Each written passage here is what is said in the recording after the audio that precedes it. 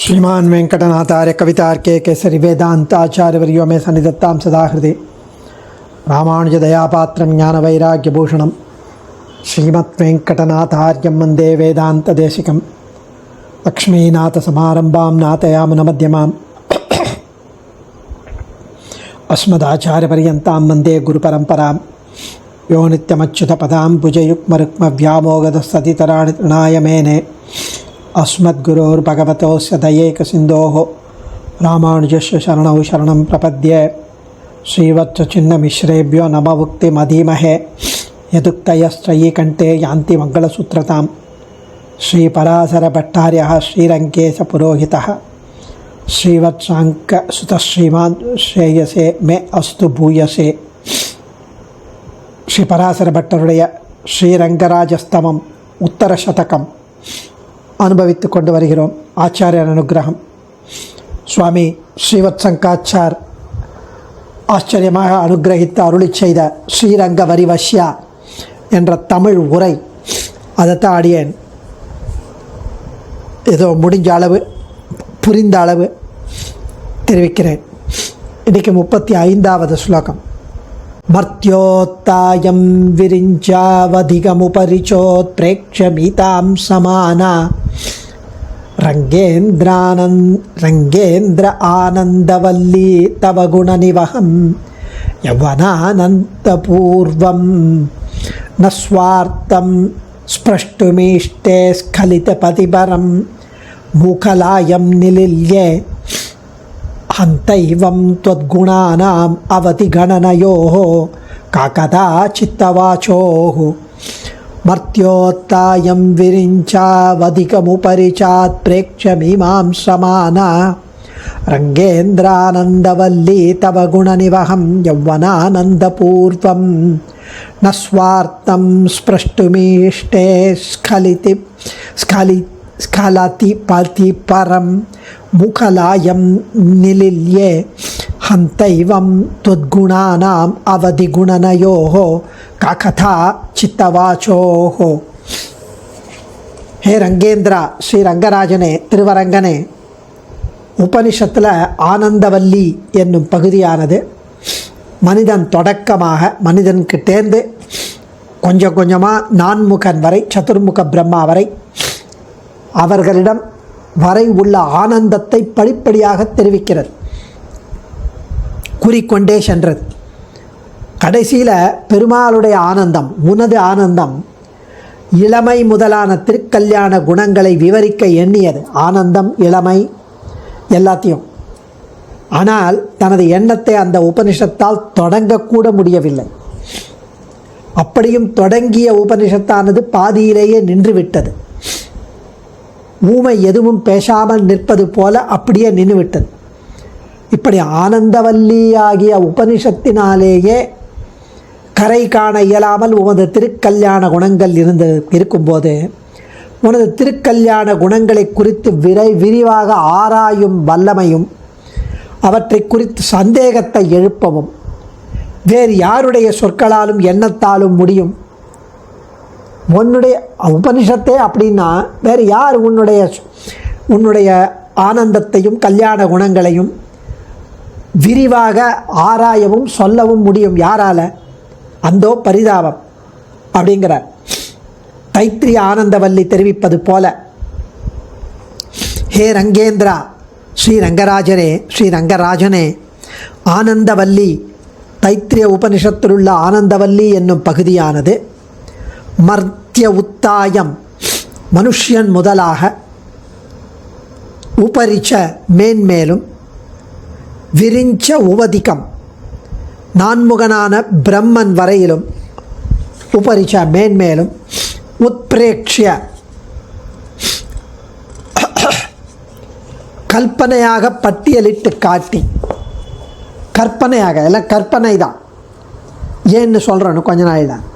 தவ தேவரியருடைய யௌவனம் என்றும் வாலிபனாயிருக்கும் தன்மையையும், ஆனந்த மிக்க ஆனந்தத்துடன் இருக்கும் தன்மையையும், மகிழ்ச்சியுடன் இருப்பதையும், பூர்வம் முதலாக உள்ள குண நிவகம் கல்யாண குணங்களின் கூட்டத்தை, ஒரு இதெல்லாம் ஒரு ரெப்ரசன்டேட்டிவ் தான் அந்த இளமையும் ஆனந்தமும்.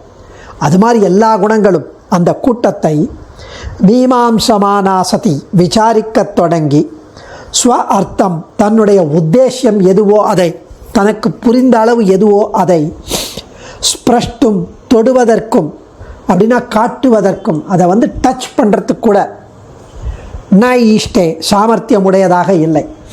அந்த குணங்களின் தொடக்கூட முடியலை அதால். அப்படின்னா அதை சொல்வதற்கு அட்டெம்ப்ட் கூட பண்ண முடியலன்னு அர்த்தம்.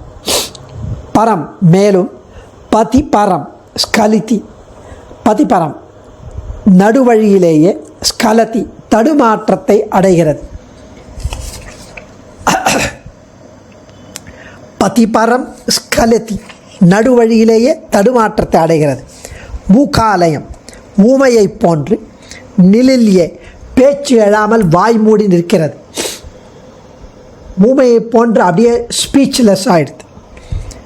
ஏவம் சதி இது இப்படி இருக்க, துவத்குணானாம் தேவரீருடைய கல்யாண குணங்களின் அவதி கணனயோகோ எல்லையை காட்டுவது, எண்ணிக்கையை கூறுவது என்ற 2 விஷயத்திலும், சித்தவாச்சோகோ உள்ளம் உரை இவைகளுக்கு, சித்தம் அப்படின்னா உள்ளம், வாச்சோகன உரை இவைகளுக்கு, காக்கதா என்ன பிரசக்தி உண்டு, என்ன உண்டு, என்ன பிரசக்தி, எப்படி எஃபர்ட் எடுக்க முடியும் சொல்வதற்கும் நினைப்பதற்கும், அந்த வியப்பாக இருக்கிறது, அந்தோ பரிதாபம். ஸோ தைத்திரிய ஆனந்தவல்லி பகுதியானது மனிதனை விட, அதாவது எம்பெருமானே ஜெகத்காரண பூதன் என்பதை நிலைநாட்டுவதற்காக உபயோகப்படுவைகளான ஞானபல ஐஸ்வர்ய வீரிய சக்தி தேஜஸ் ஆகிய 6 குணங்களின் சொரூபத்தை இதுவரை அருளி செய்த பிறகு பிற மதத்தவர்கள் அங்கீகரிக்கிற காரண வஸ்துக்களை காட்டிலும் உண்டான வைலட்சண்யத்தையும் கூடவே காட்டினார். இதில் ஞான குணத்தின் உட்பிரிவான ஆனந்த குணத்தை பற்றி அருளி செய்கிறார். தைத்திரிய ஆனந்தவல்லி எம்பெருமானது ஆனந்த குணம் வேத புருஷனால் கூட அளவிட முடியாதுன்னு தெரிவிக்கிறது தைத்திரிய உபனிஷத்தில் உள்ள ஆனந்தவல்லி பகுதி. அதாவது தைத்திரிய ஆனந்தவல்லியில் யுவாத் சியாத் சாதி யுவாத்யாயக ஆசிஷ்டோ திரடிஷ்டோ பலிஷ்டः தஸ்யேயம் பிருத்திவி சர்வாவித்தஸ்ய பூர்ணா ஸ்யாத் சயேகோ மானுஷ ஆனந்தः தேயே சதம் மனுஷ்ய கந்தர்வாணாமானந்தः அப்படின்னு போயிட்டே வரும். ஒரு நிறையாக இருக்கிற, கம்ப்ளீட்டாக இருக்கிற ஒரு மனிதனின் நிலையை காட்டி இது மனுஷ்யானந்தம் என்றது. அதாவது அந்த மனுஷன் எப்படி இருக்கணும்னா, அதை சொல்கிறது குவாலிஃபிகேஷன், முறைப்படி அத்தியாயனம் பண்ணியிருக்கணும் வேதத்தை, அதை பிறருக்கு உபதேசம் செய்யும் திறனை உடையவனாக இருக்கணும். ஆசிஷ்டா விரைவில் செயலை முடிக்கும் திறமை உடையவனாக இருக்கணும் அந்த மனுஷன். அல்லது கல்லை சாப்பிட்டா கூட ஜெரிக்கும் திறனை உடையவனாக இருக்கணும் அவனுடைய உடல். நோய் நொடி இல்லாதவனாக இருக்கணும். பிறருக்கு ஆசீர்வாதங்களை பண்ணும் தகுதி உடையவனாக இருக்கணும். இவனிடம் ஆசிகளை பெறுவதையே பெருமையாக கொண்ட பலரை உடையவனாக இருக்கணும் என்பதெல்லாம் பொருள். ஆசிஷ்டக பலிஷ்டக மனோபலத்தை உடையவனாக இருக்கணும், மனசை ஸ்ட்ராங்காக வச்சுக்கணும், கண்ட்ரோலில் வச்சுக்கணும். திரடிஷ்டக உடல் வலிமை உடையவனாக இருக்கணும், அல்லது எடுத்த செயலை முடிப்பதில் உறுதியுடன் இருக்கணும். அவன் ஆளுகைக்கு உட்பட்டு இந்த பூமண்டலம் முழுவதும் செல்வ செழிப்பு பெற்றவனாக இருக்க வேண்டும். இப்படி இருக்குமானால் ஆசிஷ்டோ திரடிஷ்டோ பலிஷ்டா அப்படி இருந்தால் அதை மானுஷ ஆனந்தம் என்பர். அப்படி யாருக்காவது இருக்குமா இந்த உலகத்தில்? இதில் ஓரொன்றே நிறைவாக யாரிடமும் இருக்காது, ஒன்று கூட இருக்காது. இது 3 சேர்த்து அப்படி இருப்பதாக கொண்டால் கிருத்வா சிந்தா, இதையே ஸ்ரீ ஆளவந்தாரும் 19வது ஸ்லோகத்தை தெரிவிக்கிறார். பிரகல்பியதே ஏ சதம் இத்யனுக்ரமாத், அப்படி கல்பனை பண்ணி அருளினார். இப்படி அடிப்படையான மானுஷானந்தமே கற்பனை, அதெல்லாம் இருக்க இம்ப்ராக்டிக்கல். இப்படி இருக்க அந்த மனுஷ ஆனந்தத்தை அதுக்கப்புறம் மனுஷ கந்தர்வர்கள், தேவ கந்தர்வர்கள், சிரலோக லோக பித்திருக்கள், ஆஜான தேவர்கள், கர்மதேவர்கள், தேவர்கள், இந்திரன், ப்ரகஸ்பதி, பிரஜாபதினு 10 ஸ்டெப்பு எடுத்து ஒவ்வொரு ஸ்டெப்பாக அதிகமாக சொல்லி இந்த மனுஷ்யானந்தத்தை 100ஆல் பெருக்கினா மனுஷ்ய கந்தர்வர்கள், அவர்களுடைய ஆனந்தத்தை 100ஆல் பெருக்கினா தேவகந்தர்வர்கள், அவர்களுடைய ஆனந்தத்தை 100ஆல் பெருக்கினா சிரலோக பித்திருக்கள் அப்படின்னு கொஞ்சம் கொஞ்சமாக 100 மடங்கா தேயே சதம்னு 100 மடங்கா பெருக்கி கொண்டு போவது.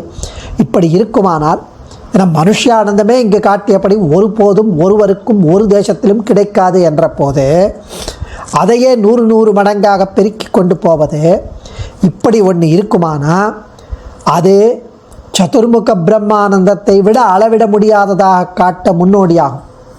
இப்படி கூறத் தொடங்கி நடுவழியிலேயே தடைப்பட்டு சொல்ல வந்ததை கூறி முடிக்காமல் தடம் மாறி ஊமையை போன்று மௌனமாக இருந்துவிட்டு எதோ வாச்சோ நிவர்த்தந்தே அப்ரா ஆப்ய மனசா சகான்னு கடைசியில் சொல்லிடுது. அதாவது பிரம்மானந்தம் பிரம்மானந்தம்னு சதுர்முக பிரம்மா இல்லை, பெருமான் பிரம்மன், அவனுடைய ஆனந்தம், பரமாத்மாவிடம் உள்ள ஆனந்தம் வாக்குக்கும் மனத்திற்கும் எட்டாதது என்று கூறி முடித்தது. இப்படி என் அப்பனே 100 பெருக்கி இப்படி 12 முறை விளையாட வேண்டாம். ஸ்ட்ரைட்டாக என் அப்பனே தேவர்களுடைய குணங்களுக்கு எல்லையோ எண்ணிக்கையோ ஏது என்கிறார் பராசரபட்டர். யதோவாச்சோ நிவர்த்தந்தே அப்பிராப்பிய மனசாசகா என்ற ஸ்ருதி வாக்கியத்தை கா கதா சித்த வாச்சோஹோ என்கிறார் இந்த ஸ்லோகத்தில். கா கதா என்ன பிரசக்தி உண்டு, என்ன எஃபர்ட் முடியும், என்ன முயற்சி பண்ணாலும் முடியாதே. உள்ளம் உரை இவைகளுக்கு சித்த வாச்சோகோ ஹந்தா வியப்பாக இருக்கிறது, அந்தோ பரிதாபம் என்கிறார் சுவாமி. அடியேன் தன்யோஸ்மி. ஆச்சாரியன் திருவடிகளே சரணம். கவிதார்க்கிக சிம்ஹாய கல்யாண குணசாலினி ஸ்ரீமதே வெங்கடேஷாய வேதாந்த குரவே நமः.